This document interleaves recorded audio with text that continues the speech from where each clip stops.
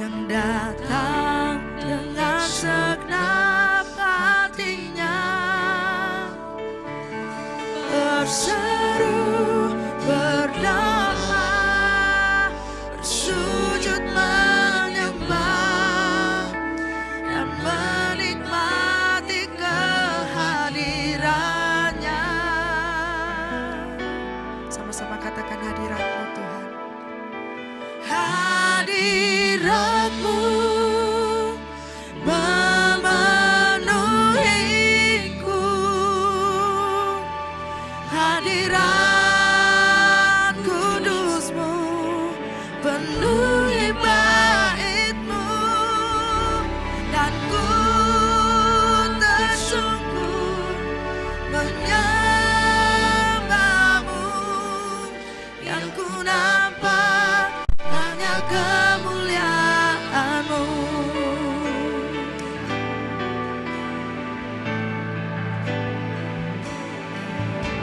Tuhan mau dekat dengan umat-Nya.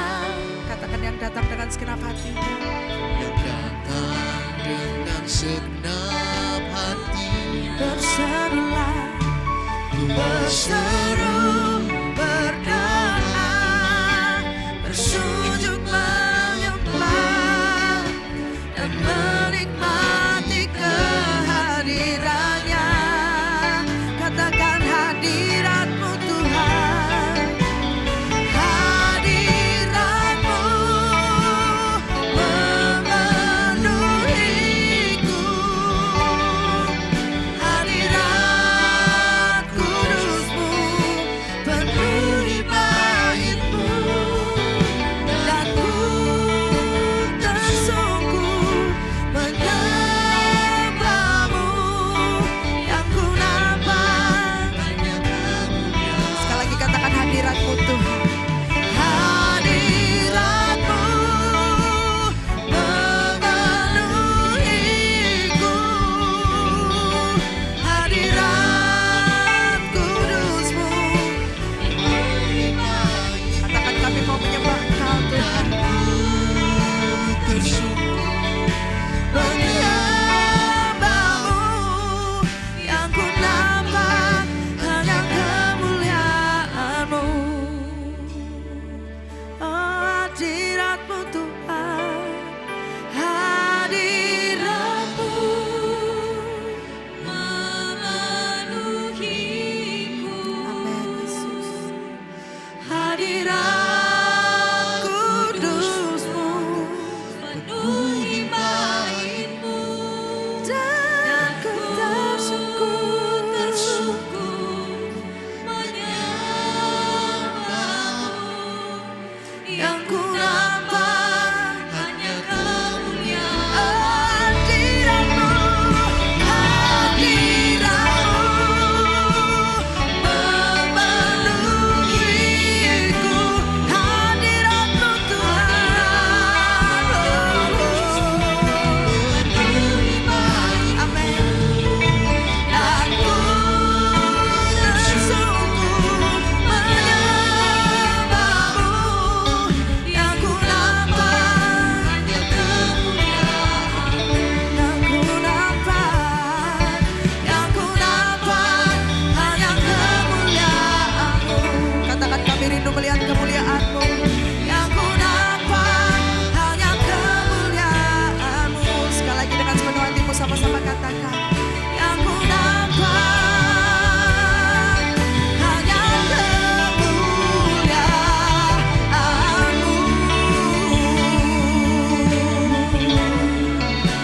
Oh Yesus, ku sembah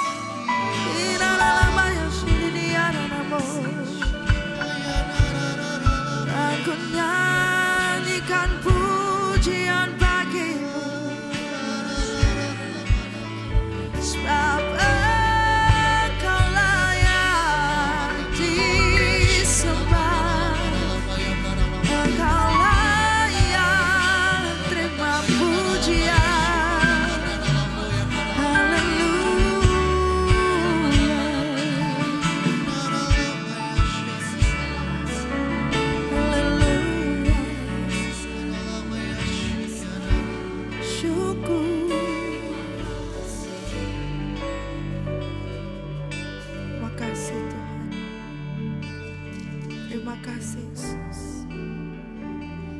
Terima kasih. Kau baik Tuhan. Haleluya, haleluya Yesus. Izinkan kami pagi hari ini untuk datang kepadamu. Memberikan hati kami Tuhan. Izinkan kami untuk memuji Engkau dengan segenap hati kami Yesus.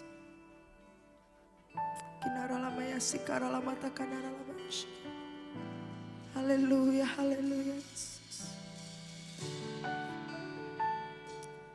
Naikkan ucapan syukurmu pagi Tuhan. Katakan Tuhan, aku bersyukur. Aku bersyukur memiliki Allah yang luar biasa seperti Engkau Yesus. Segala pujian, hormat dan syukur kami naikkan hanya kepadamu Tuhan. Biarkan Kau yang bertata di atas pujian kami pagi hari ini Yesus. Kuralamaya sikaralamata kanaralamaya sikaralabaralama. Haleluya, haleluya Yesus. Yes. Ku nyanyi Hosana bagi Rajaku yang duduk di tahta. Aku muliakan dan ku agungkan. Kau layak disembah. Sambil mengangkat tanganmu untuk Tuhan, sama-sama nyanyikan. Ku nyanyi Hosana bagi Rajaku yang duduk di tahta. Aku muliakan dan ku agungkan. Katakan Kau layak disembah Yesus. Amin. Oh, ku nyanyikan pujian. Ku nyanyi Hosana bagi Rajaku yang duduk. Katakan Kau yang layak dimuliakan Bapa. Aku muliakan Kau layak disembah. Ku nyanyikan, ku nyanyi Hosana bagi Rajaku yang duduk. Aku muliakan dan ku agungkan. Kau layak disembah. Sekarang semua sama-sama bangkit berdiri dengan segenap hatimu, katakan ku nyanyi Hosana. Haleluya. Oh, aku muliakan Tuhan. Aku muliakan dan ku agungkan. Kau layak disembah. Cuma saja untuk Tuhan dengan dasar katakan ku nyanyi Hosana. Amin. Ini pujian kami untuk Engkau Tuhan. Biar boleh berkenan di hadirat-Mu Yesus. Amin. Aku muliakan. Katakan Kau yang layak disembah. Oh, ku nyanyi Hosana. Ku nyanyi Hosana bagi Rajaku yang duduk di tahta.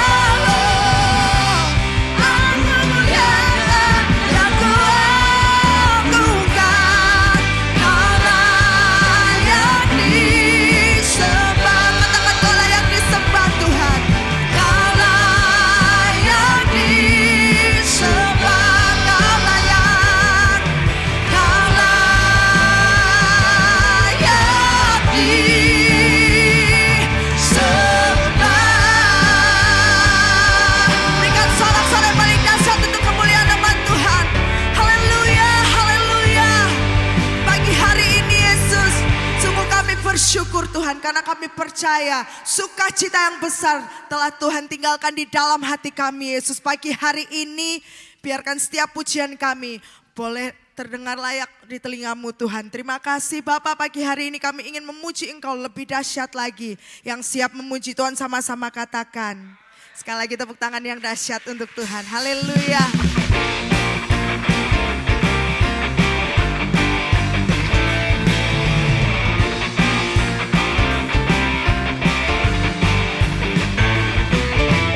Roh Kudus tercurah di tempat ini, urapannya yang ajaib memulihkan umatnya. Roh Kudus tercurah bagi gerejanya, membangkitkan umat pilihannya.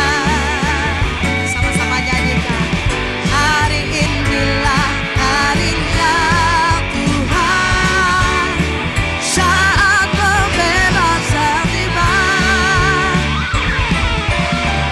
Belenggu dosa telah dipatahkan.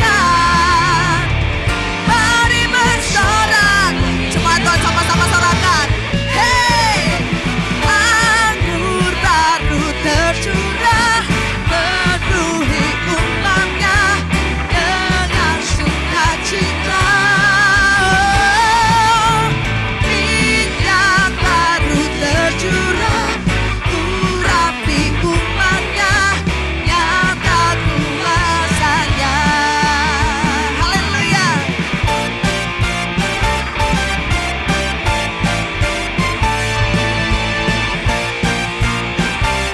Semua yang dikasihi Tuhan sama-sama katakan Roh Kudus. Roh Kudus tercurah di tempat ini, urapannya yang akan memulihkan. Amin. Roh Kudus tercurah bagi gerejanya, membangkitkan umat pilihannya. Hari inilah harinya Tuhan, saat pembebasan tiba. Belenggu dosa telah dipatahkan. Katakan mari bersoraklah. Sama-sama katakan.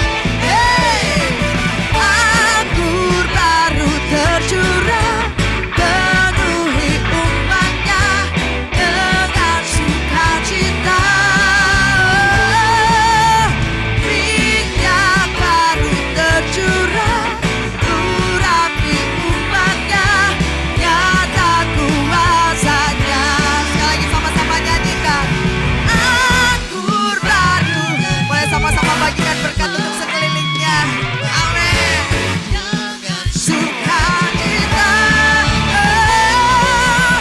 minyak baru tercurah, urapi umatnya, nyata kuasanya. Katakan nyata kuasanya.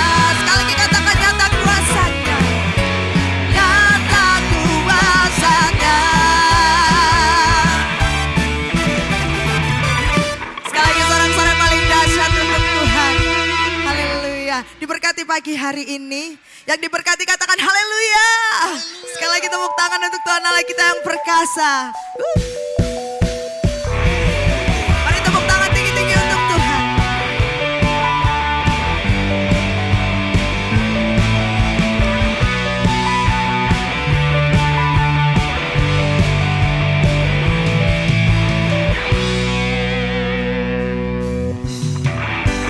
Tinggal dekatmu ku aman, hidup dalammu ku menang.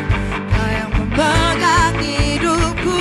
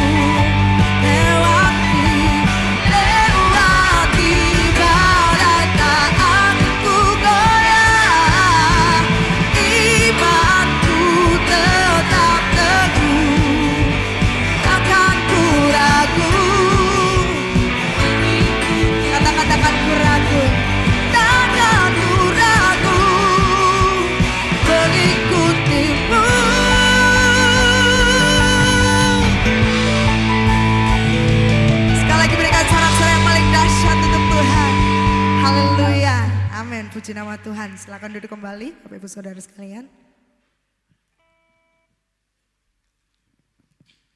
Puji nama Tuhan. Kita akan sama-sama persiapkan hati kita untuk terima kebenaran firman Tuhan.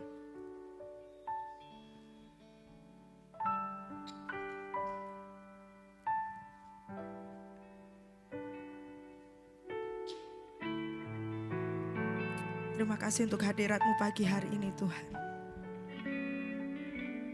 Haleluya Yesus. Saat ku berjalan, kasih-Mu menerangi langkahku.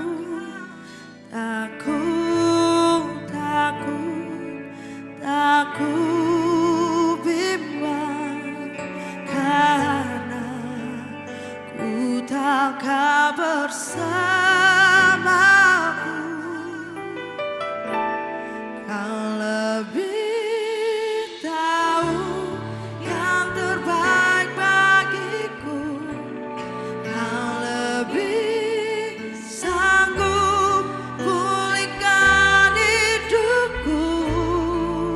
Ku berserah, ku percaya hanya Yesus penolong yang setia.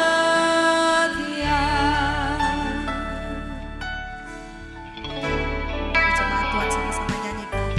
Saat ku berjalan, kasih-Mu menerangi langkahku. Takut bimbang karena ku tahu bersamaku. Kau lebih tahu yang terbaik bagiku. Kau lebih sanggup pulihkan hidupku. Ku berserah, ku percaya hanya Yesus setia. Seorang jemaat sekali lagi sama-sama bangkit berdiri. Kau lebih tahu yang terbaik bagiku. Itu selanjutnya saya serahkan kepada hamba Yesus.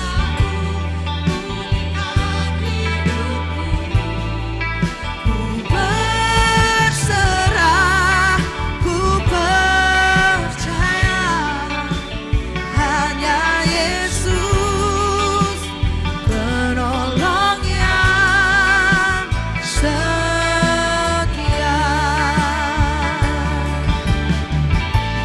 Kau lebih tahu yang terbaik bagiku. Kau lebih sanggup pulihkan hidupku. Ku berserah, ku percaya hanya Yesus penolong yang setia. Hanya Yesus penolong yang setia. Hanya Yesus penolong yang setia. Berikan sorak-sorai yang luar biasa Tuhan Allah kita. Haleluya, haleluya. Haleluya. Segala puji hormat syukur hanya untuk kemuliaan Allah Bapa di surga, Sang Pencipta alam semesta. Segala puji hormat syukur hanya untuk kemuliaan Yesus Kristus, Tuhan dan satu-satunya juru selamat orang berdosa, Segala puji hormat syukur hanya untuk kemuliaan Roh Kudus. Roh yang menginsyafkan kami dari dosa, menghibur dan menuntun ke jalan yang benar. Allah Tritunggal Maha Kudus, kami bersyukur untuk pagi yang ceria ini. Kami rindu Engkau berbicara kepada kami melalui firman Tuhan. Di dalam nama Tuhan Yesus kami sudah mengucap syukur dan berdoa. Haleluya. Mari yang percaya sama-sama katakan amin. Berikan tepuk tangan yang luar biasa Tuhan Allah kita. Haleluya. Shalom. Shalom. Apa kabar? Ada sukacita? Coba lihat senyumnya dong. Shalom. Apa kabar?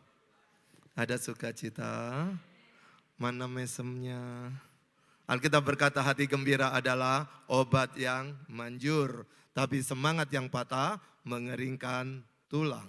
Saya senang setiap memulai firman mengingatkan jemaat dari Amsal 17 ayat yang ke-22 yang berkata hati gembira adalah obat yang manjur, tapi semangat yang patah mengeringkan tulang. Kenapa saya suka mengingatkan? Siapa tahu setelah saya menyampaikan khotbah lalu saudara lupa.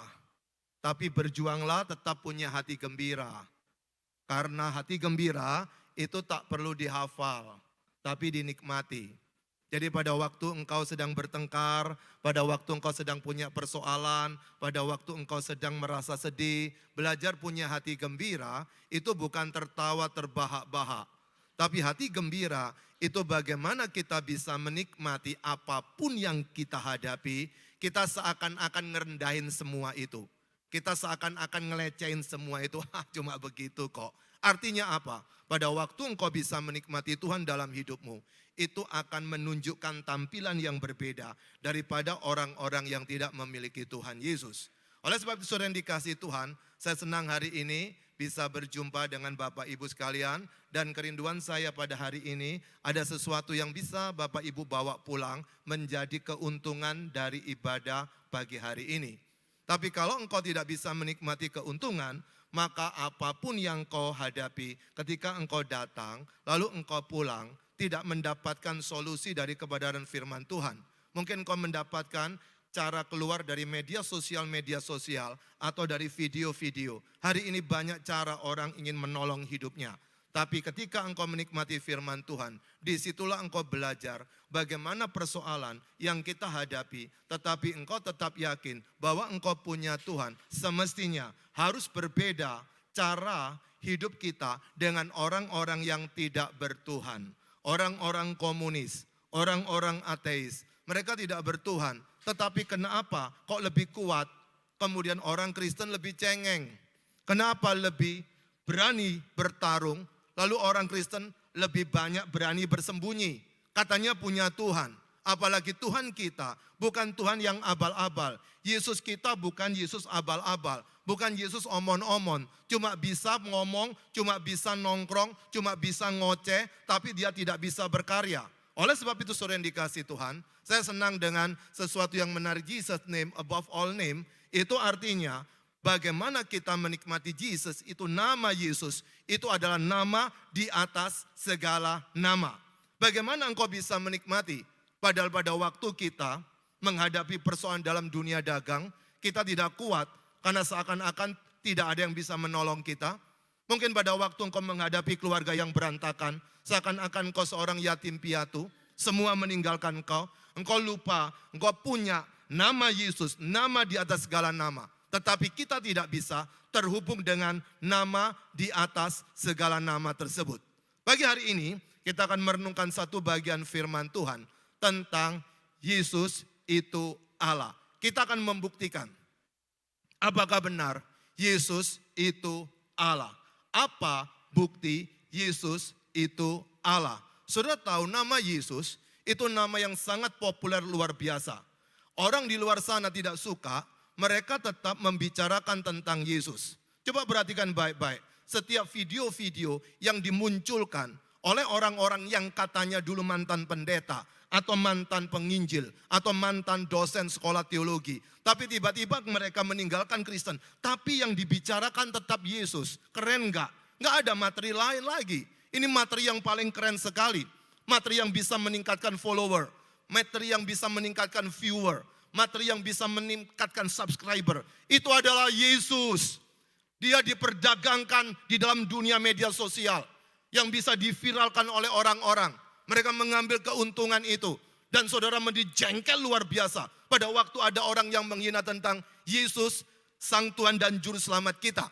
Tapi saudara tahu tidak, mereka pandai sekali bicara tentang Yesus. Tapi mereka cuma membicarakan Yesus sebatas manusia saja. Mereka cuma tahu Yesus itu adalah nabi, Yesus itu adalah rasul, Yesus adalah seorang guru atau rabi, Yesus seorang master yang pandai mengatasi segala persoalan. Tetapi mereka tidak bisa menikmati Yesus itu adalah punya nama di atas segala nama. Bahkan hari ini saudara coba buka di video.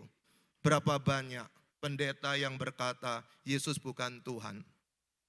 Yesus cuma manusia. Orang Kristen itu ditipu oleh konsili-konsili. Konsili itu sidang sinode. Kalau zaman hari ini, zaman dulu katanya Yesus itu diangkat jadi Tuhan. Saudara, mereka pun mempergunakan teks-teks Alkitab. Mereka membuktikan. Dan mereka mengkhotbahkan di gereja juga. Bahwa Yesus bukan Tuhan. Kalau memang Yesus bukan Tuhan, ngapain kita menjadi seorang Kristen? Mengapa kita harus percaya kepada Yesus? Kalau memang tidak suka dengan Yesus, lebih baik tinggalkan gereja, bukan? Lebih baik engkau tidak lagi membicarakan tentang Alkitab. Tidak lagi membicarakan tentang Yesus. Tapi nama Yesus itu keren banget. Orang tetap ingin membicarakannya. Gelisah hidupnya kalau tidak membicarakannya. Mereka ingin menunjukkan apa yang sedang dia ketahui tentang Yesus. Tapi hari-hari ini kadang-kadang saya sedih juga. Ada banyak lagu-lagu Kristen sudah tidak ada kata Yesusnya lagi. Jangankan kata Yesus, kata Tuhan pun tidak ada. Sudah diganti mu, hu, nya, dia, tapi sudah tidak ada Tuhan. Seakan-akan takut kita bersaksi, karena ketakutan tidak akan laku, tidak bisa viral lagu tersebut, dinyanyikan oleh kebanyakan orang.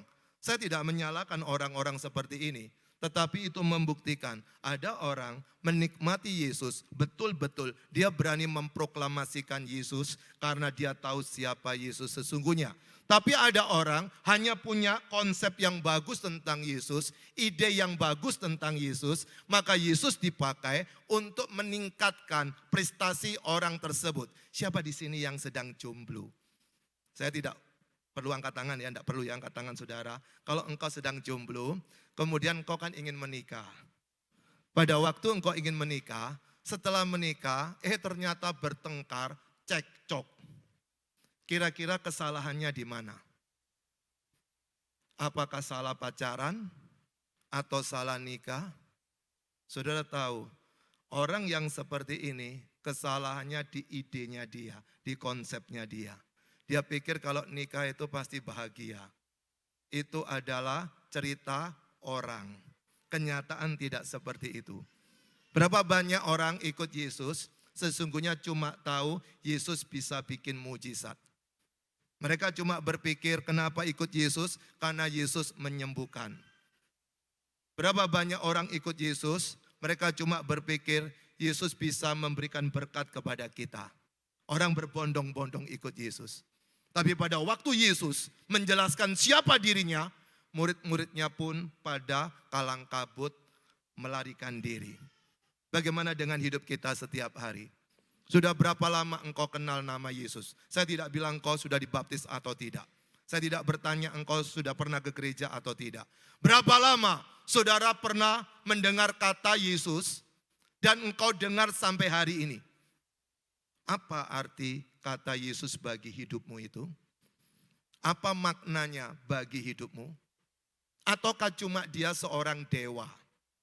Seperti pada umumnya kita memiliki pemikiran ada yang lebih hebat namanya Yesus. Apakah si Yesus itu sama dengan Zeus atau Deus? Siapakah Yesus itu? Oleh sebab itu banyak orang memikirkan tentang Yesus.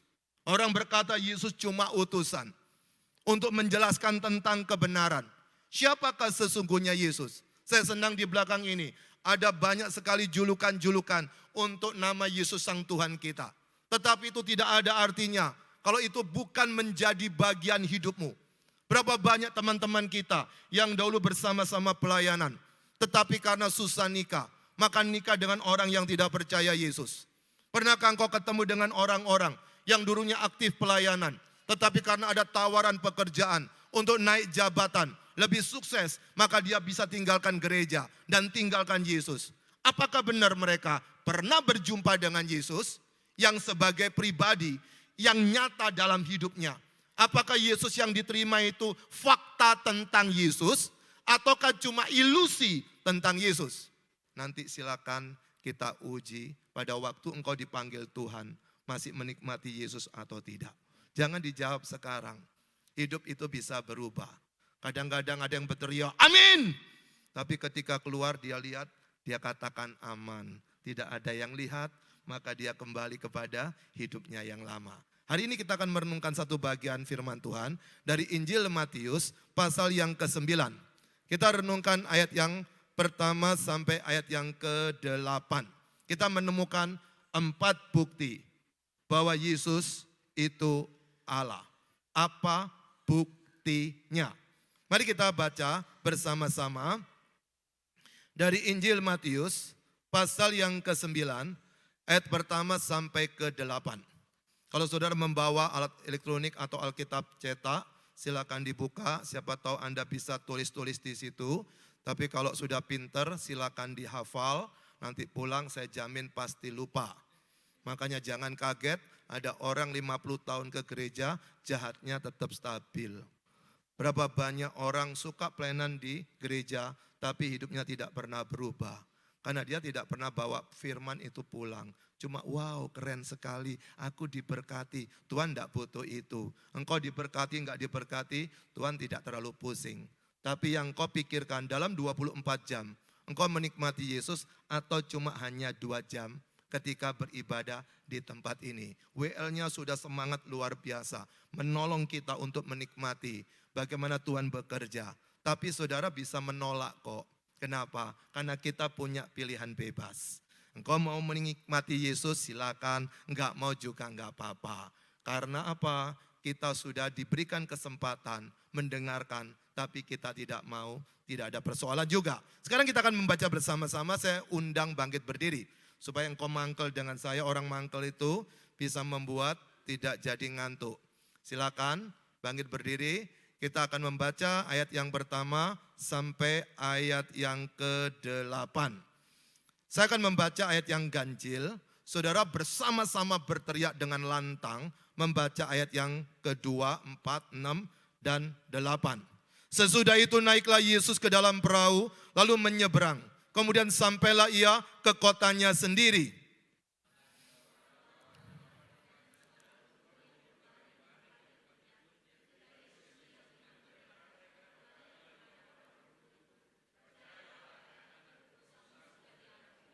Maka berkatalah beberapa orang ahli Taurat dalam hatinya, ia menghujat Allah.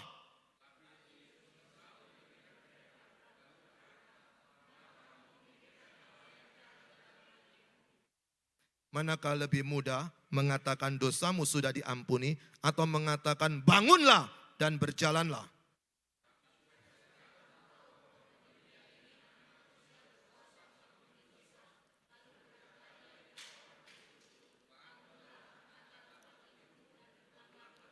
Dan orang itu pun bangun lalu pulang.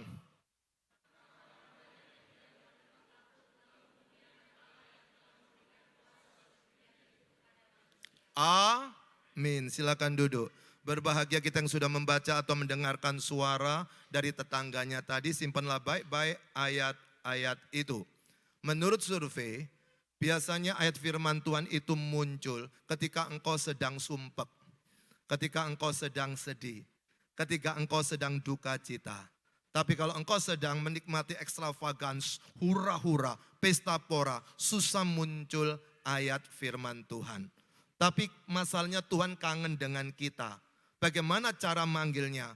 Makanya kemarin diizinkan ada COVID-19. Ada banyak orang berjanji mau dekat dengan Tuhan. Tapi COVID-nya mereda.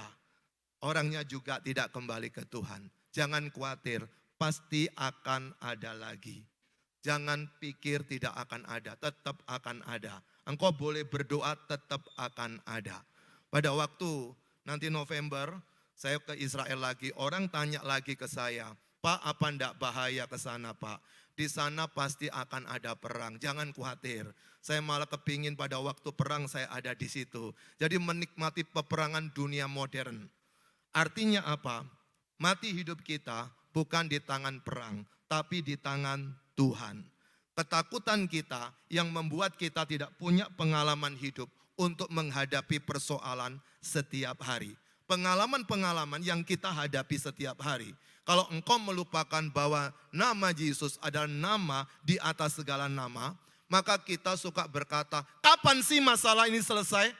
Kapan sih aku melewati persoalan hidup ini? Saya beritahu saudara, manusia tidak pernah sepi dari masalah. Tapi kadang-kadang dikasih waktu break time, istirahat sejenak. Tapi setelah itu main lagi. Maka pada waktu engkau sedang menikmati persoalan, jangan khawatir, pasti Tuhan memberikan izin untuk istirahat. Ada yang istirahatnya saudara nggak ada masalah. Ada yang istirahatnya harus opname. Saudara tahu kenapa orang bisa opname di rumah sakit? Itu break time, istirahat sejenak. Nanti setelah itu ada lagi. Wah, kalau engkau ngerti tentang seperti ini, hidupmu akan bersuka cita. Ada waktunya kenceng, ada waktunya masuk di rumah sakit sejenak. Kenceng lagi, nanti opname di mana. Bisa seperti itu. Jarang kan ada pengkhotbah yang memberikan data-data yang nyata dan untuk konsumsi otak kita. Biasanya engkau dikasihkan janji-janji manis, tapi pada waktu menghadapi kenyataan benar, ketakutan, teriak-teriak di luar sana. Kenapa Tuhan seperti ini? Mengapa aku harus masuk di rumah sakit? Mengapa aku mengalami penderitaan seperti ini? Karena pada waktu yang bersamaan, engkau tidak sedang menikmati nama Yesus bahwa dia adalah nama di atas segala nama. Nah, saudara yang dikasih Tuhan, tadi kita sudah membaca Injil Matius, pasal yang ke-9, ayat pertama sampai yang ke-8. Perhatikan saudara, di dalam ayat yang pertama tadi kan dikatakan sebagai berikut.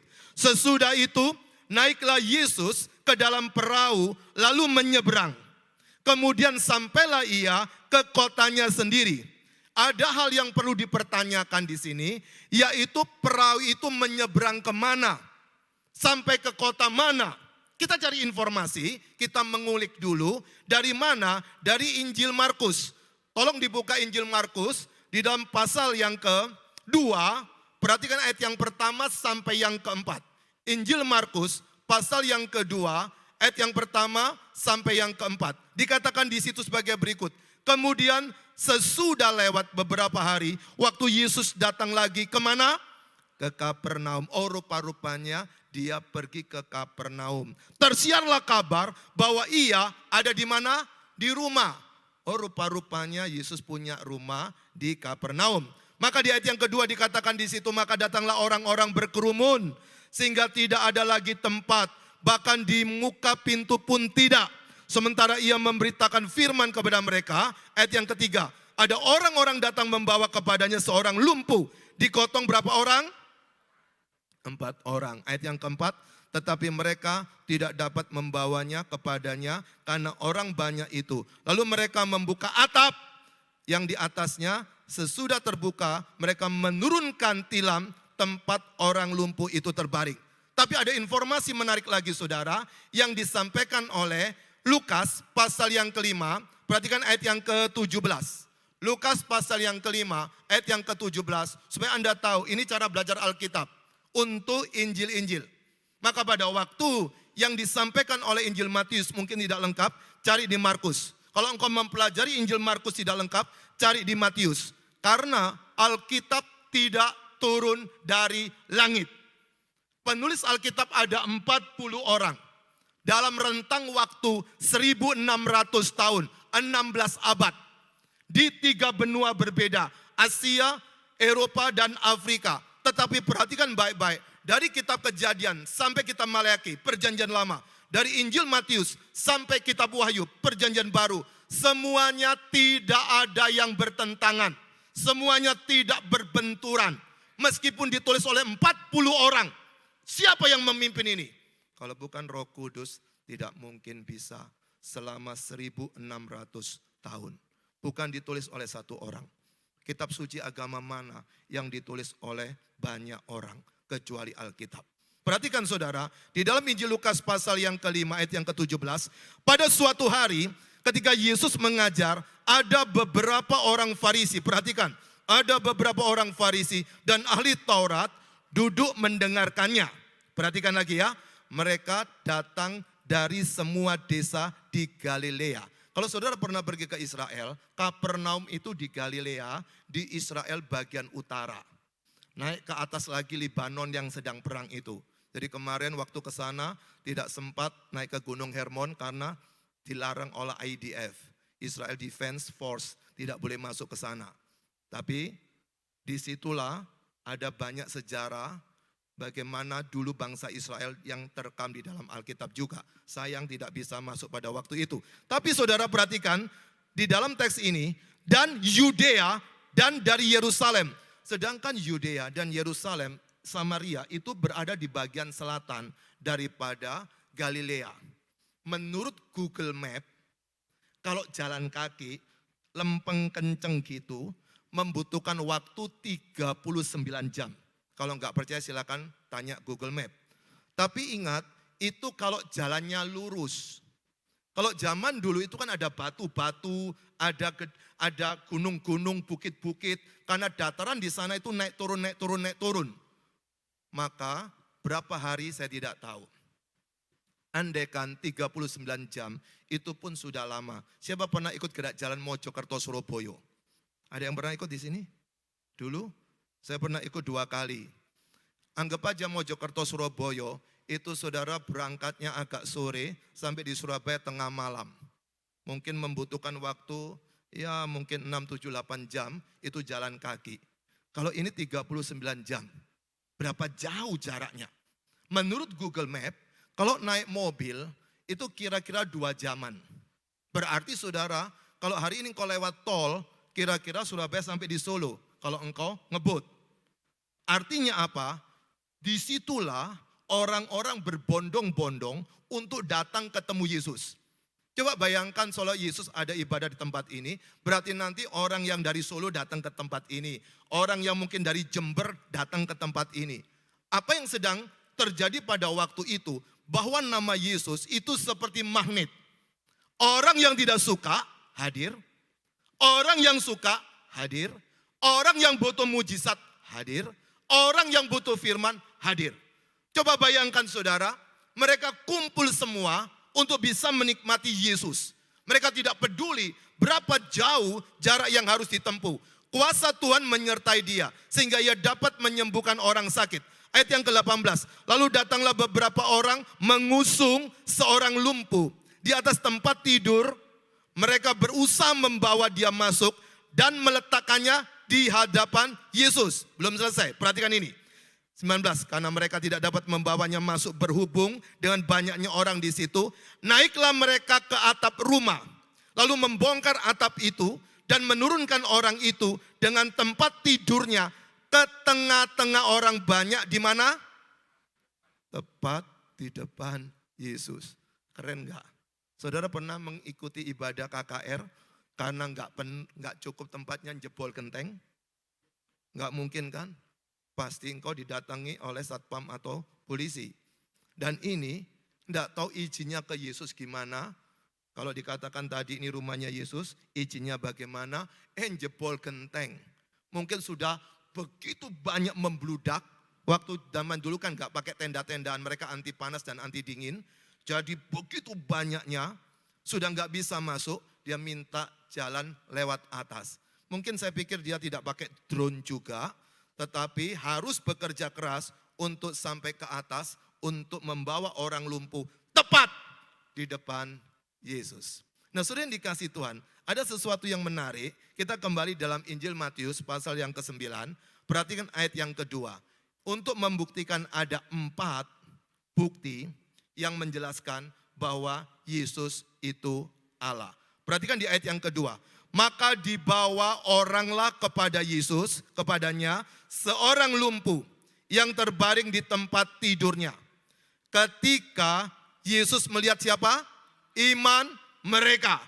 Saudara, yang pertama, Apa bukti Yesus itu Allah? Yesus bisa melihat iman. Siapa yang bisa melihat iman? Membaca pikiran aja susah, apalagi melihat iman seseorang. Tapi Yesus bisa melihat iman mereka.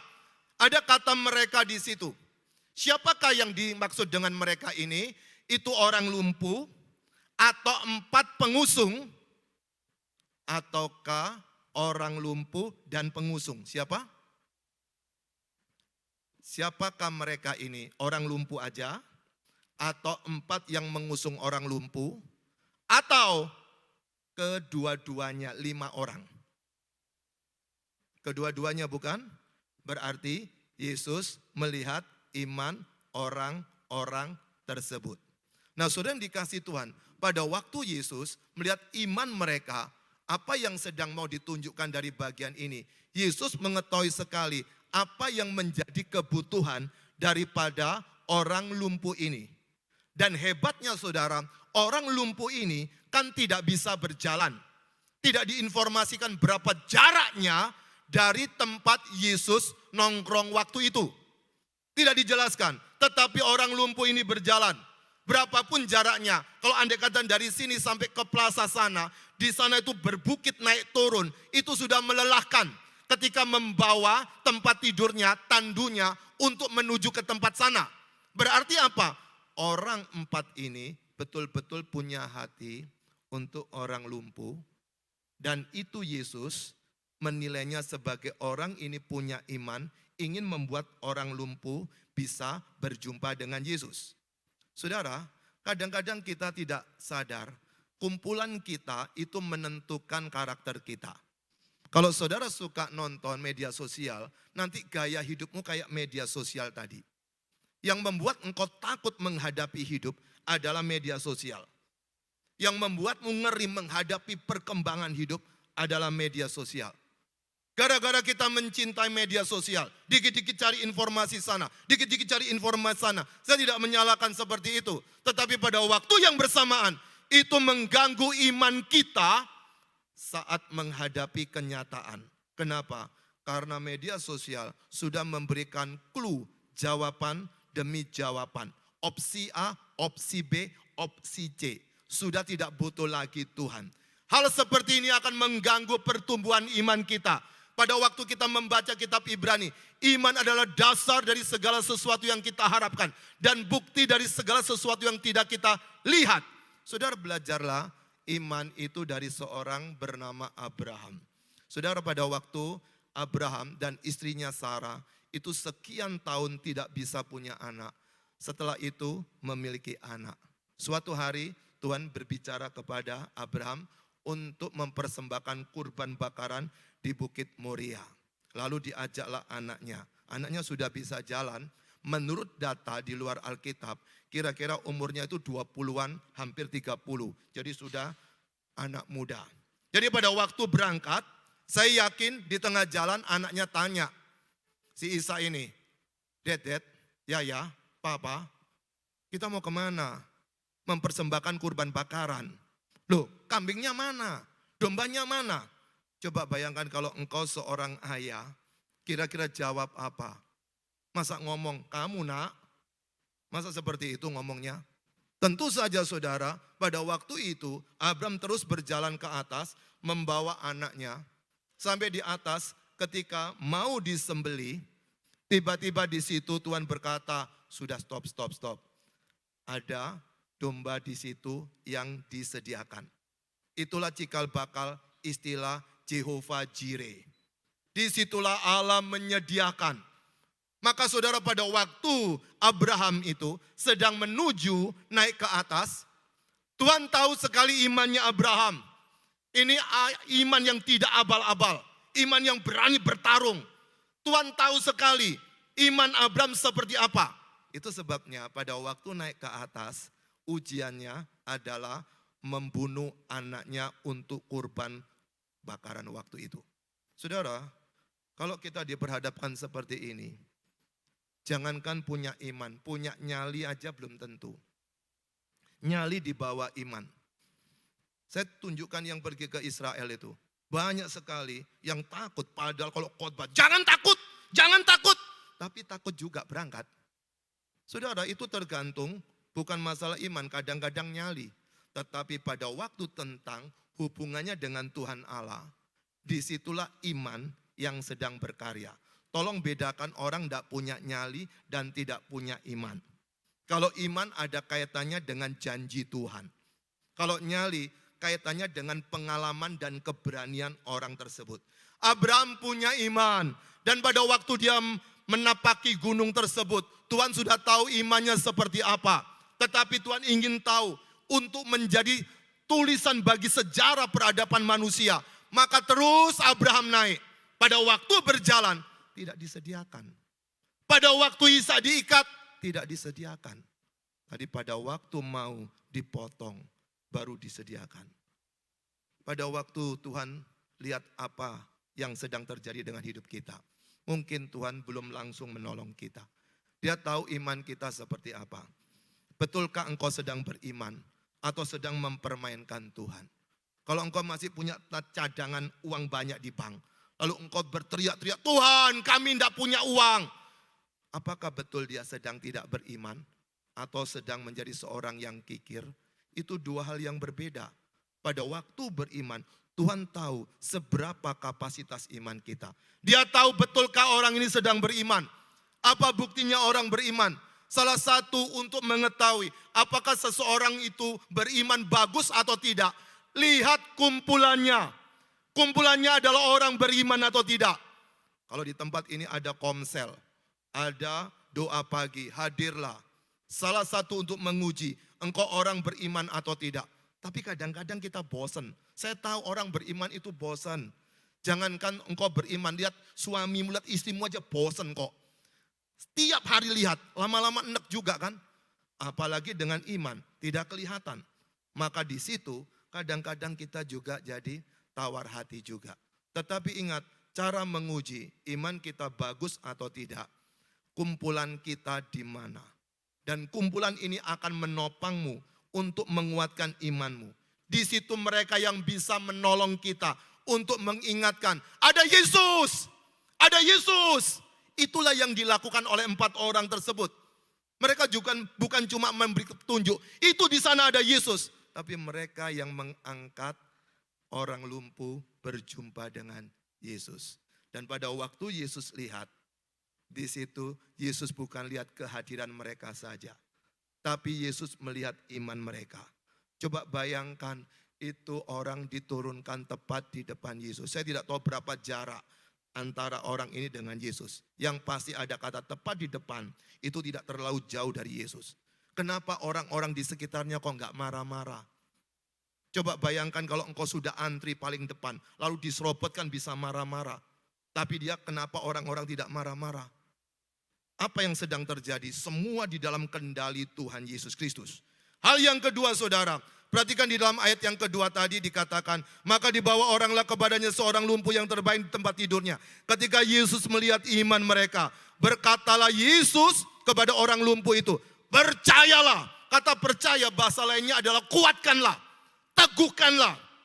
Hai anakku, dosamu sudah diampuni. Yang kedua, apa bukti Yesus itu Allah? Kalau yang pertama, Yesus bisa melihat iman. Tapi yang kedua, Yesus bisa mengampuni dosa. Saudara, siapa yang bisa mengampuni dosa? Kecuali Sang Pencipta kita. Siapa yang bisa mengampuni dosa? Kecuali yang membuat aturan.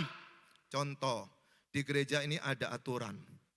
Mungkin aturannya A, harus datang jam sekian. Kalau terlambat, tidak boleh pelayanan. Nanti tiba-tiba terlambat, yang bisa mengampuni adalah pemimpin tertinggi di gereja ini yang menyetujui aturan itu. Oleh sebab itu siapa yang bisa mengampuni dosa? Hanyalah Tuhan Allah. Dan Yesus berkata kepada orang lumpuh, tidak langsung kamu sembuh. Oh enggak, tapi dosamu diampuni. Saudara, di dalam tradisi Yahudi, orang lumpuh itu biasa dikaitkan dengan dosa. Seperti orang kusta, itu dikaitkan dengan dosa. Dan Yesus tahu bahwa orang-orang ini sedang memikirkan bahwa si lumpuh ini, tidak jelaskan berapa lama, adalah orang mungkin kena kutukan Tuhan. Mungkin punya dosa yang turun-temurun. Maka pada waktu punya dosa, disitulah Yesus langsung berkata, dosamu diampuni. Pada waktu dikatakan dosamu diampuni, orang-orang itu dengar semua. Ada orang Farisi, ada ahli Taurat yang ada di sekitar tempat itu. Kira-kira pikiran mereka seperti apa? Perhatikan baik-baik. Lalu di ayat yang ketiga, berkatalah beberapa orang ahli Taurat dalam hatinya, ia menghujat Allah. Padahal dia tidak berkata dirinya Allah. Dia cuma berkata, dosamu diampuni. Ia menghujat Allah. Bagaimana bisa mereka menghubungkan? Saudara tahu, ahli Taurat orang Farisi itu sangat menghafal seluruh kitab perjanjian lama. Mereka adalah seorang guru-guru dan pasti tahu sekali titik koma apa yang ada dalam perjanjian lama. Maka pada waktu Yesus mengatakan seperti ini, langsung mereka berpikir, siapa orang ini? Berani sekali mengampuni dosa. Saudara, Yesus itu sangat bijaksana untuk bisa berjumpa dengan orang-orang. Saya kasih contoh gampang. Orang di luar sana seringkali kan suka berkata kepada kita, kalau Anda lihat di podcast itu, lihat di video-video, mereka suka berkata begini. Di mana dalam Alkitab ada yang berkata, yaitu Yesus sendiri, akulah Allah, sembahlah aku. Enggak ada kan? Tidak ada memang. Kenapa tidak ada saudara? Karena Yesus tidak mau melanggar hukum Taurat. Ingat 10 firman. Hukum pertama adalah jangan ada padamu ilah lain. Jadi kalau Yesus berkata, akulah Allah, dia langsung dibunuh. Ini dia tidak berkata akulah Allah loh. Dosamu diampuni. Maka pada waktu yang bersamaan, orang-orang berkata, orang ini menghujat Allah. Saudara, pada waktu Yesus ada di muka bumi ini, dia sedang bersaksi tentang dirinya. Tetapi dia tidak melanggar aturan-aturan yang ada. Berapa banyak kita suka memaksa orang ke gereja. Berapa banyak kita suka memberitakan Yesus. Tapi kesaksian hidup kita tidak seperti yang kita saksikan sebagai pengikut Yesus. Tapi Yesus melakukan melalui perbuatannya, melalui karyanya. Supaya orang-orang tahu siapa sesungguhnya Yesus. Pada waktu Yesus berkata, Bapa kami di surga, dikuduskanlah namamu, datanglah kerajaanmu. Di manakah kerajaan itu hadir?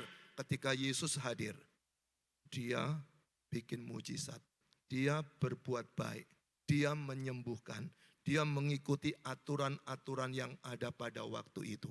Makanya Yesus tidak pernah mengubah hukum Taurat. Yesus menggenapi hukum Taurat. Dia melakukan apa yang bisa dia kerjakan. Karena sedang berhadapan dengan orang-orang berdosa. Kalau dia berkata akulah Allah, langsung mereka musuhnya luar biasa. Bagaimana dengan hidup kita? Apakah engkau mau bersaksi kepada supirmu bahwa engkau orang Kristen? Maukah engkau mau bersaksi kepada pembantu rumah tanggamu, engkau seorang Kristen? Maukah engkau bersaksi kepada pegawai di kantormu, pegawai di tokomu, bahwa engkau seorang Kristen? Maukah engkau bersaksi kepada orang di sekitarmu, bahwa engkau seorang Kristen? Bersaksi saudara bukan cuma berbicara. Tunjukkan hidupmu baik. Tunjukkan hidupmu rela sekali menolong mereka. Tunjukkan bahwa engkau tidak terlalu kikir. Tunjukkan kepada orang-orang bahwa berkatmu sumbernya dari Tuhan Yesus. Bukan cuma masalah kerja keras. Tunjukkan bahwa sumber berkat dari atas. Maka mereka akan tahu ternyata di dunia seperti ini masih ada orang jujur. Saudara, saya pernah mengalami kebangkrutan hebat. Kemudian 2 rumah saya hilang. Bagi saya hebat. Kalau bagi saudara mungkin biasa. Langsung dari 2 rumah tidak punya rumah. Tiba-tiba ada orang membeli rumah saya. Pada waktu membeli rumah saya, kemudian si om ini percaya kepada istri saya. Lalu dikasih uangnya, sertifikatnya enggak diminta. Kemudian kwitansinya enggak diminta. Saya lupa berapa puluh juta, waktu itu tahun zaman Pak Harto, kemudian diterima uangnya. Tapi saya sudah pindah rumah, sertifikat tetap saya bawa, dibawa istri saya. Kemudian kwitansi tetap dibawa oleh istri saya. Suatu hari omnya mati. Tantenya itu lupa, di mana sertifikatnya ini setelah sekian tahun. Ketika ingat, datang ke istri saya, "Ibu, sertifikatnya di mana?" "Oh, ada di sini." Kemudian mau balik nama, mungkin mau dijual sama dia. Atau diapain gitu, dibawa ke notaris. Notarisnya bilang gini, "Hari gini masih ada orang kayak gini ya. Padahal ini dibawa aja sudah selesai tuh. Udah nggak diakui. Nggak tahu di mana suratnya. Sudah selesai kan? Kenapa dikembalikan?" Jawabannya sederhana, karena kami mencintai Yesus. Kalau engkau betul mencintai Yesus, tunjukkan ke suamimu, tunjukkan ke tetanggamu, tunjukkan ke orang-orang sekitarmu, tunjukkan ke sopirmu engkau punya Yesus, tunjukkan kepada pegawaimu, tunjukkan kepada pembantumu, tunjukkan kepada siapa saja, proklamasi, engkau miliknya Yesus. Makanya Yesus pernah berkata, "Ikutlah aku, pikulah salib." Ikut Yesus saudara, itu berat sekali. Tapi ada berita bahagia, enggak lama kok, sabar. Paling 5 tahun lagi, 10 tahun lagi, 15 tahun lagi. Kalau hari ini suamimu menjengkelkan, lihat wajahnya baik-baik. Berapa lama sih dia menjengkelkan? Enggak lama selesai kok, sabar aja. Tapi jangan bilang ya, ngamuk terus. Nanti entar lagi selesai, enggak usah ngomong gitu. Tapi itu penghiburan, kita kan butuh penghiburan. Tahu batasnya kan, bisa dia dipanggil duluan, bisa Anda juga duluan. Tapi jangan khawatir, tempatnya sudah disediakan di Kembang Kuning dan di Keputih. Artinya di situ sudah selesai. Makanya hari ini saudara, apapun masalahmu, datanglah ke Yesus. Seberapa jahat hidupmu, datang kepada Yesus minta ampun. Dia bisa mengampuni kita. Tapi hal yang ketiga, apa bukti bahwa Yesus itu adalah Allah? Perhatikan baik-baik di ayat yang keempat. Tetapi Yesus mengetahui pikiran mereka. Lalu berkata, "Mengapa kamu memikirkan hal-hal yang jahat di dalam hatimu?"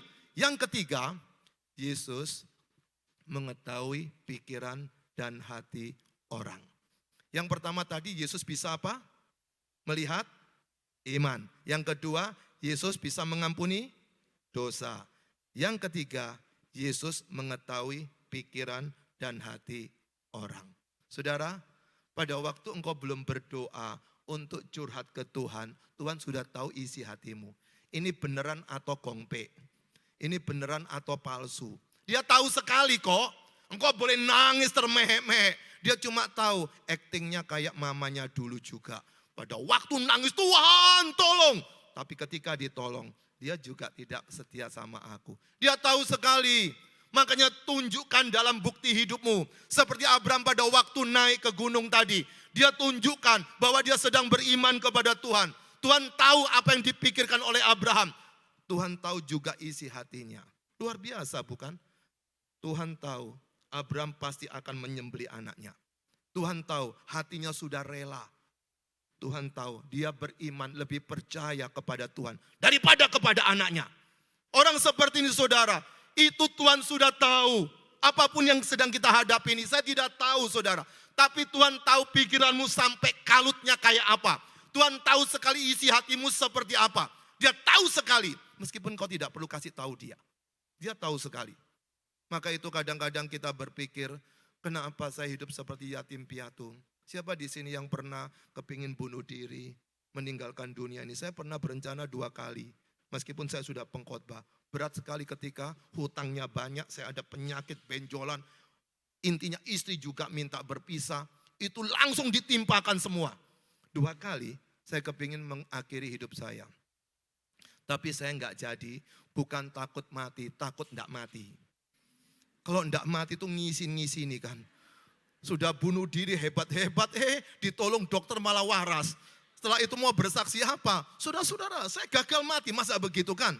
Saudara, saya tidak takut mati. Tapi saya takut tidak jadi mati. Apalagi sekarat toh, wah lebih memalukan sekali.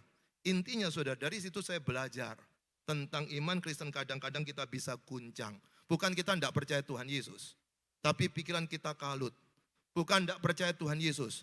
Tapi hati kita sudah memikirkan yang bukan-bukan dalam hidup ini. Pada waktu kita melakukan seperti itu, dosa ya dosa, cerai juga dosa. Di mata Tuhan dosa ya dosa. Engkau membunuh orang berdosa, mencuri kacamata saya juga berdosa. Dosa adalah dosa, tetapi Tuhan bisa mengampuni dosa kita. Tapi ingat, ketika kita masih hidup, kita punya pikiran, kita punya hati. Kita bisa berpikir macam-macam, silakan. Tuhan memberikan kesempatan kita mikir macam-macam. Tetapi Tuhan tahu juga isi hatimu. Pemain gitar tadi itu pinternya luar biasa. Tetapi saudara tahu kuncinya dari C sampai C kan? Ada kunci P, kunci M? Tidak ada, kunci G nggak ada juga. Tapi dari C sampai C, meskipun dia miring-miring setengah mati, main mayor, minor, 7 crash, tetap C sampai C. Karena sudah diputuskan oleh kesepakatan pergitaran. Maka harus C sampai C. Demikian juga main keyboard, dari C sampai C. Engkau boleh pinter, kan nggak ada kunci H, kunci L, kecuali kunci Inggris.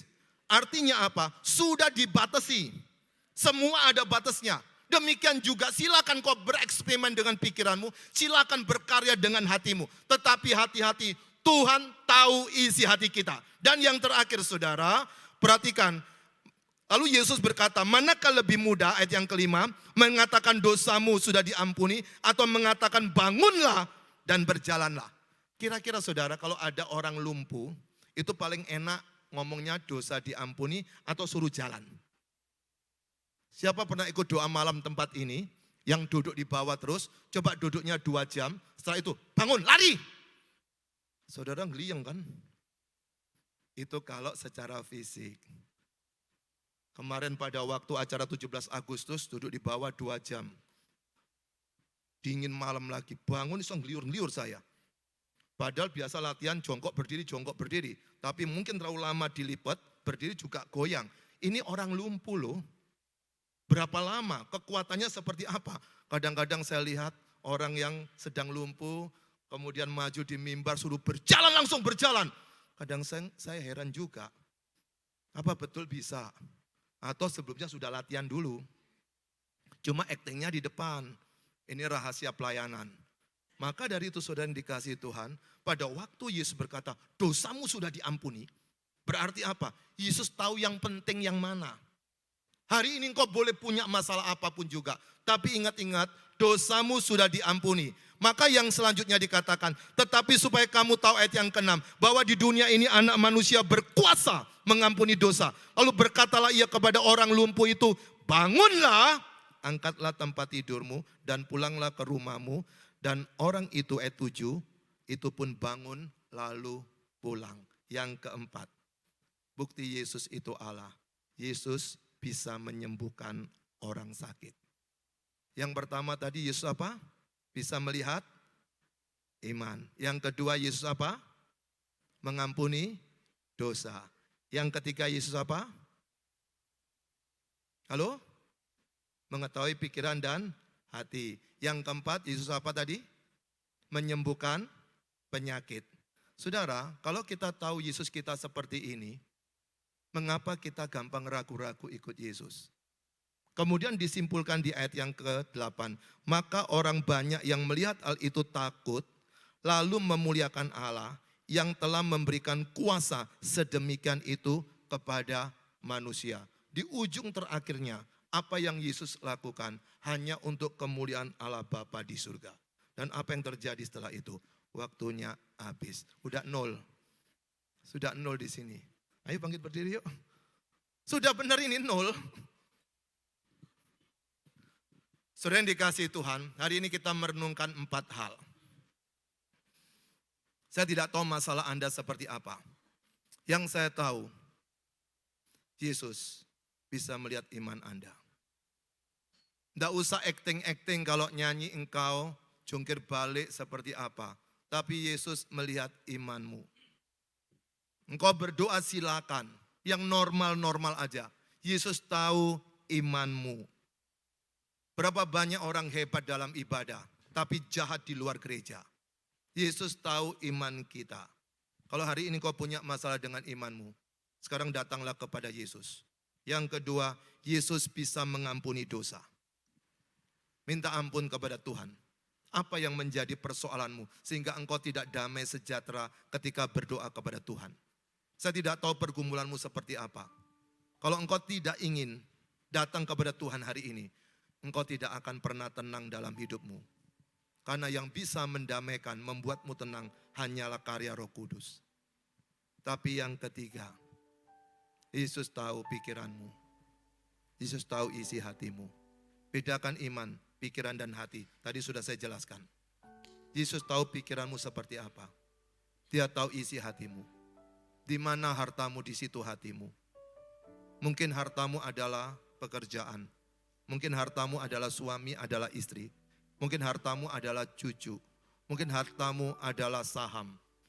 Coba lihat baik-baik. Yang mana kalau diambil Tuhan, saudara marah-marah. Itulah berhalamu. Coba pikirkan baik-baik. Yang mana yang kau simpan hari ini. Kalau sampai itu diambil oleh Tuhan. Dan engkau langsung benci kepada Tuhan. Itulah berhalamu. Kalau engkau masih punya berhala seperti ini. Engkau susah bisa menikmati Yesus dalam hidupmu. Tapi yang keempat, kalau hari ini engkau ada yang sakit. Saya tidak tahu engkau punya kanker, bahkan bukan stadium 4, stadium 10 sekalipun. Dia, Yesus, bisa memulihkan kau.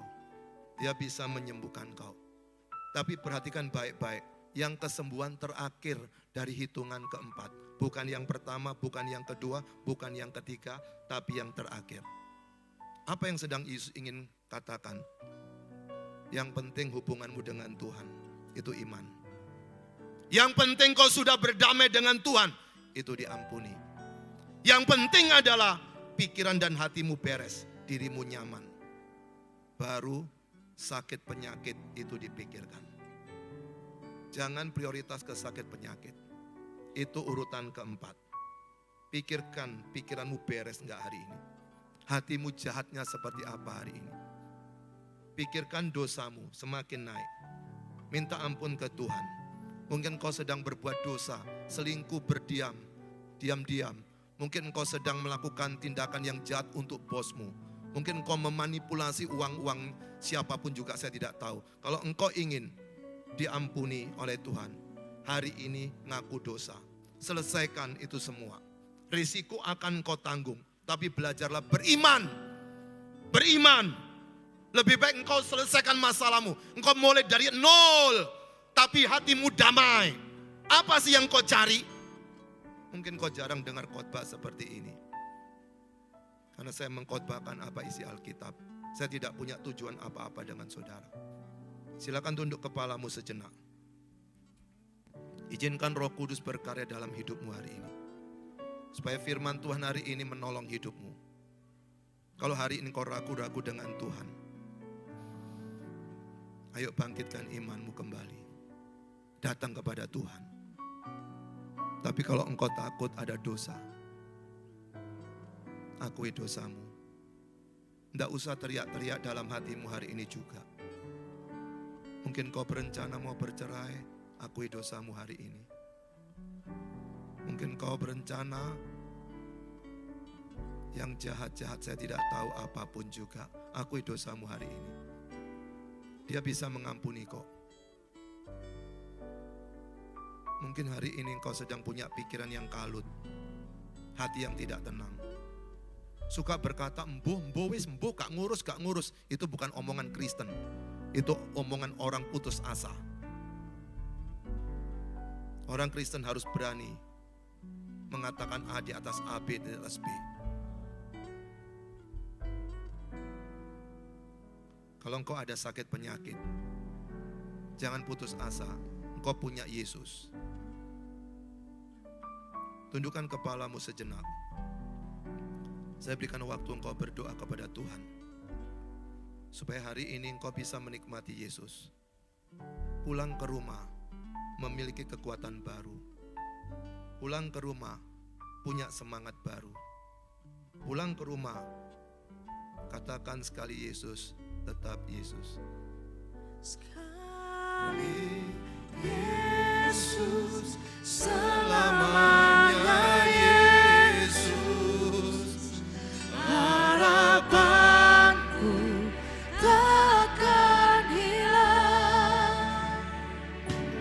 Karena kasih-Nya sekarang ku ada. Oh Yesusku, ku cinta Kau selamanya.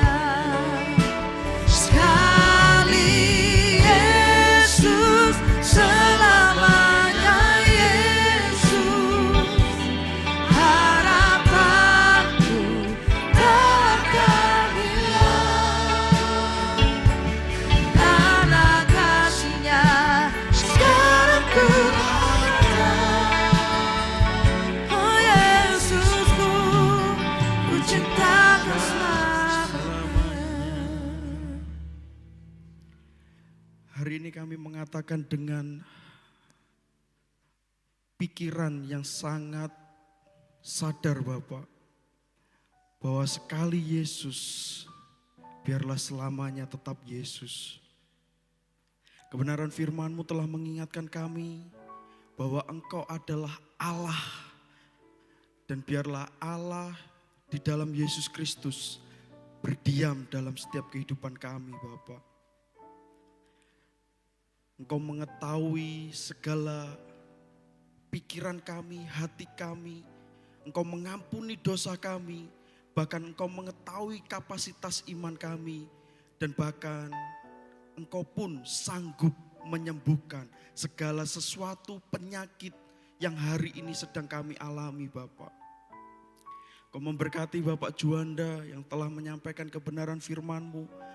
Biarlah pemakaian Tuhan atas hamba-Mu ini semakin lebih lagi hikmat marifat. Kau pakai hamba-Mu ini menjadi kesaksian dalam setiap kehidupannya. Bahkan di dalam keluarganya, di dalam mengajarnya, dalam setiap apapun yang dikerjakan, nama Tuhan dipermuliakan atas kehidupannya. Kalau hari ini kami berdoa Bapak, kalau sebentar kami akan berangkat untuk retret pekerja, biarlah Bapak setiap pekerja-pekerja yang mengikuti retret ini pun juga boleh dibekali oleh kebenaran firman Tuhan selama 2 hari 1 malam ini Bapak. Kiranya setiap kehidupan kami yang terlibat di dalam melayani Engkau boleh terus semakin didewasakan kerohanian kami, didewasakan iman kami untuk menghadapi segala sesuatu yang hari ini sedang kami alami Bapak. Kau memberkati juga Bapak Juanda yang akan menyampaikan kebenaran firman-Mu di dalam sesi persesinya Bapak. Biarlah terus setiap apapun yang sudah dipersiapkan, materi yang sudah dipersiapkan Bapak. Biarlah memberkati kami, biarlah kami terima, kami tangkap pesan firman-Mu dan boleh kami praktekkan menjadi pelaku-pelaku akan firman-Mu Bapak. Kau memberkati kegiatan ini di dalam nama Tuhan Yesus Kristus. Dan kami juga tidak lupa terus mendoakan setiap kebutuhan-kebutuhan gereja ini Bapak, di dalam proses pembangunan ataupun lift yang masih rusak Bapak, kiranya Engkau yang juga mengetahui kebutuhan gerejamu di tempat ini Bapak. Kalau kami menyadari untuk beberapa orang membutuhkan lift Bapak, biarlah setiap apapun dana ataupun tukang servis yang terbaik pun Tuhan sediakan dengan caramu yang ajaib Bapak. Kami hanya mengandalkan Engkau sebagai satu-satunya sumber daripada berkat dalam setiap kehidupan kami Bapak. Dan juga kami terus mendoakan bagi gereja-gereja baik yang di Surabaya, di Jawa Timur, bahkan di seluruh pelosok-pelosok dimanapun di Indonesia ini Bapak. Biarlah juga gereja-gerejamu menjadi garam dan terang dunia, di mana Engkau sudah tempatkan gereja ini berdiri di tempat masing-masing. Pasti ada satu rencana Tuhan atas kehidupan, atas setiap gerejamu yang ada ini bagi tempat-tempat tersebut Bapak. Dan kami juga berdoa buat penginjil-penginjil yang ada di seluruh Indonesia Bapak. Biarlah juga pemakaian Tuhan, biarlah nama Tuhan semakin disebarluaskan. Dan kami tadi boleh diingatkan Bapak, bahkan kehidupan kami juga boleh memberitakan kebenaran firman-Mu, boleh menjadi saksi Injil dalam setiap kehidupan kami. Kami serahkan segala sesuatunya ke dalam tangan-Mu di dalam nama Tuhan Yesus Kristus. Kita yang sudah diberkati firman Tuhan katakan amin. Silakan duduk Bapak Ibu Saudara. Shalom Jemaat GAP Miracle Center, Happy Sunday. Sukacita bagi kami boleh berjumpa dengan Bapak Ibu sekalian. Bagaimana kabarnya? Semoga kita semua sehat selalu dan penuh semangat di hari ini. Siapa yang terberkati lewat kebenaran firman Tuhan hari ini? Firman yang dibagikan pada hari ini biarlah boleh menjadi penguat iman kita saat ini. Untuk itu kami ucapkan terima kasih kepada hamba-Nya yang sudah memberkati kita sekalian. Kemudian anak-anak di sini baik ada di rumah maupun di gereja merupakan jemaat yang baru pertama kali hadir. Kami mau ucapkan welcome to our church. This is the best place to go home. Disinilah rumah untuk kita semua. Biarlah Anda semua dapat terberkati dan semakin tertanam dalam gereja Allah Baik Miracle Center. Dan kini waktunya kita diberikan kesempatan memberikan persembahan, namun sebelumnya, mari kita berdoa. Tuhan, terima kasih atas penyertaan-Mu pada pagi hari ini. Tiba saatnya kami akan memberikan persembahan. Biarlah persembahan ini untuk perlebaran kerajaan-Mu di tempat ini. Kami memberi dengan ucapan syukur di dalam nama Tuhan Yesus. Haleluya. Amin. Selamat memberi dengan penuh ucapan syukur. Tuhan Yesus memberkati. Bagi jemaat yang ada di rumah dapat memberikan persembahan Anda via transfer di rekening yang telah tersedia berikut ini. Sambil memberikan persembahan, ada baiknya kita mendengarkan info sepekan untuk Anda.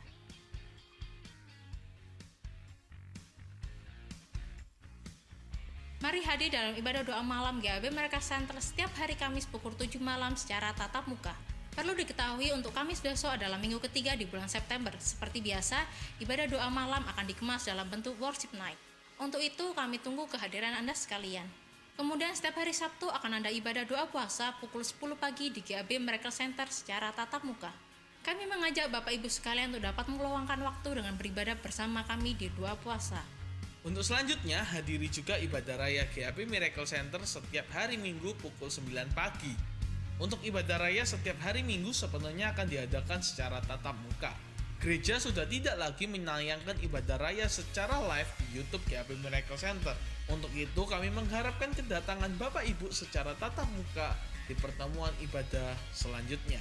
Dan untuk ibadah raya minggu depan kita akan dilayani oleh hambanya Ibu Pendeta Lanita. Ibadah raya ini juga akan disertai MC Kids dan MC Teens. Untuk itu kami ajak Bapak Ibu untuk membawa putra-putrinya aktif beribadah di MC Kids maupun di MC Teens. Khusus ibadah MC Kids nantinya akan terbagi menjadi 3 kelas, yaitu kelas balita, kelas kecil, dan kelas besar. Sementara MC Teens tersedia untuk putra-putri Anda yang menginjak usia SMP hingga SMA. Untuk jemaat dewasa muda hingga pekerja profesional, yakni mulai usia kuliah hingga 30 tahun, mari ikut dalam ibadah GAB MC Youth setiap hari Minggu pukul 12 siang secara tatap muka. Khusus hari ini tidak ada ibadah youth dan dewasa muda dikarenakan adanya retreat dan doa pekerja pada tanggal 15 sampai 16 September 2024. Kami ingatkan juga kepada setiap pekerja untuk jangan lupa mengikuti retreat pekerja yang diadakan setelah ibadah raya ini selesai. Mari kita pakai kesempatan retreat ini untuk kembali menyatukan visi misi kita dalam melayani Tuhan. Adakah di sini yang membutuhkan pelayanan pastoral, mungkin pelayanan kunjungan, kedukaan, doa pelepasan, dan lain sebagainya? Bila Anda membutuhkan pelayanan tersebut, Anda dapat menghubungi di nomor berikut. Tentunya dengan senang hati kami boleh melayani Anda sekalian. Setiap informasi yang disampaikan pada Weekly News kali ini dapat Anda akses di YouTube GAP Miracle Center. Sekian MC Weekly News minggu ini. Happy Sunday, God bless you. Puji nama Tuhan, kita akan akhiri ibadah kita pada saat siang hari ini. Saya undang semuanya sama-sama bangkit berdiri. Besar anugerah-Mu, berlimpah kasih-Mu, semakin hari semakin bertambah besar anugerah. Sekali lagi sama-sama katakan besar anugerah-Mu. Besar anugerah-Mu. Terus lagi saya berlimpah kasih-Mu, semakin hari semakin bertambah besar anugerah-Mu, semakin hari semakin bertambah besar anugerah-Mu, semakin hari semakin bertambah besar anugerah-Mu. Terima kasih Tuhan, berikan sorak-sorai yang terbaik bagi Tuhan. Oh, kami bersyukur pagi hari ini kami menikmati Tuhan. Kami percaya bahwa besar anugerah Tuhan dalam hidup kami. Tuhan, terima kasih. Kami boleh beribadah, kami boleh datang memuji, menyembah Engkau, kami boleh berikan Tuhan pujian yang terbaik bagi Engkau. Terima kasih buat kebenaran firman-Mu. Bagaimana kami dikuatkan kembali memandang Engkau sebagai Tuhan di atas segala Tuhan. Nama di atas segala nama, Yesus Kristus satu-satunya Tuhan Juru Selamat kami. Terima kasih bahwa Tuhan yang kami kenal, bahwa Tuhan yang kami sembah adalah Tuhan yang ajaib dalam hidup kami. Tuhan yang sanggup melakukan segala sesuatu dalam kehidupan kami. Ajari kami Tuhan, lewati kehidupan ini kami memandang Tuhan. Bukan memandang seluruh pergumulan persoalan kami, menjatuhkan kami, bukan Tuhan. Tapi kami percaya bersama dengan Yesus. Kami tahu hidup kami bersama aman dengan Tuhan. Terima kasih Tuhan buat kebenaran firman-Mu yang menguatkan kami kembali. Terima kasih buat hadirat Tuhan, lawatan Tuhan di tempat ini. Kami percaya ketika Tuhan hadir, maka Tuhan memberkati umat Tuhan di tempat ini. Diberkati kesehatan-Mu. Diberkati apapun kedua tangan-Mu yang sedang buat lakukan, Tuhan pimpin menjadi berhasil. Diberkati keluargamu, diberkati orang tuamu, diberkati suamimu, diberkati istrimu, diberkati anak-anakmu. Diberkati keluar masukmu mulai sekarang dan selamanya. Tuhan, hamba-Mu berdoa untuk mereka yang mengalami kelemahan tubuh, sakit, penyakit apapun itu. Kami percaya firman Tuhan berkata bahwa Tuhan sanggup menyembuhkan. Di dalam nama Yesus, Tuhan jamah, Tuhan sembuhkan, pulihkan sempurna adanya. Mereka yang hari ini mengalami bimbang, takut, khawatir akan hari esok. Kami percaya Tuhan yang kami sembah, Tuhan yang ajaib. Tuhan yang sanggup pimpin seluruh langkah hidup kami. Mereka yang hari ini bergumul dalam kehidupan mereka, Tuhan bukakan pintu jawaban. Di dalam nama Yesus, kami percaya Tuhan ada. Dan Tuhan sedang mengedangkan tangannya memberkati kita semua. Angkatlah kedua tanganmu sedang jemaat Tuhan. Pulanglah dan terimalah berkat dari Allah Bapa, Allah Putra dan Roh Kudus. Tuhan Yesus memberkati dan melindungi engkau. Amin. Tuhan Yesus menyinari engkau dengan wajahnya dan memberikan kasih karunia-Nya. Tuhan Yesus menghadapkan wajahnya kepadamu, memberkati kau dengan damai sejahtera mulai sekarang dan selamanya. Kiranya seluruh berkat ini turun di dalam kehidupanmu. Dengan iman kita berkata sama-sama, amin. Tuhan Yesus memberkati. Selamat hari Minggu Bapak Ibu.